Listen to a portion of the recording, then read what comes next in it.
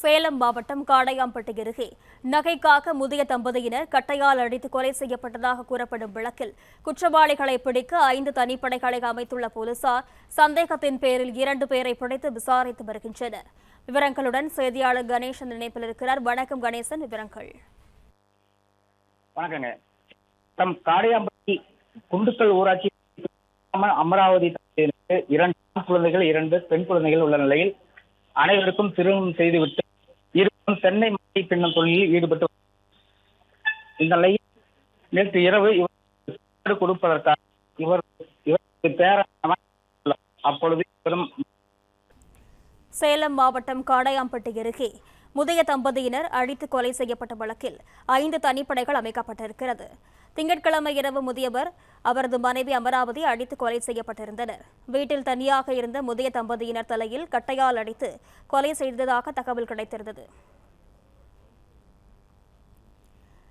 இந்த நிலையில் சந்தேகத்தின் பேரில் 2 பேரை பிடித்து போலீசார் விசாரித்து வருகின்றனர்.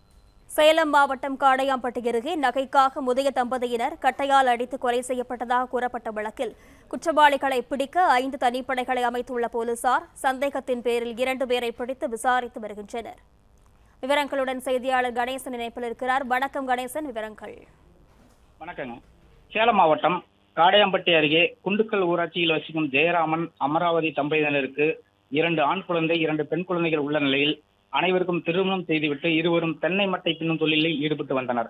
இந்நிலையில் நேற்று இரவு இவர்களுக்கு சாப்பாடு கொடுப்பதற்காக இவர்களது பேரன் நவநீதன் வந்துள்ளார். அப்பொழுது இருவரும் மரக்கட்டையால் கொடூரமாக அடித்து கொலை செய்யப்பட்டு ரத்த வெள்ளத்தில் கிடப்பதை கண்டு அதிர்ச்சியடைந்து உடனடியாக திவட்டிப்பட்டி காவல் நிலையத்துக்கு தகவல் கொடுத்தார். தகவலை அறிந்து வந்த சேலம் மாவட்ட எஸ்பி குத்தாலிங்கம், டிஐஜி சந்தோஷ்குமார் ஆகியோர் சம்பவ இடத்திற்கு விரைந்து வந்து கதிரேக நிபுணர்கள் மற்றும் மோப்பநாய் உதவியுடன் தீவிர விசாரணை மேற்கொண்டனர்.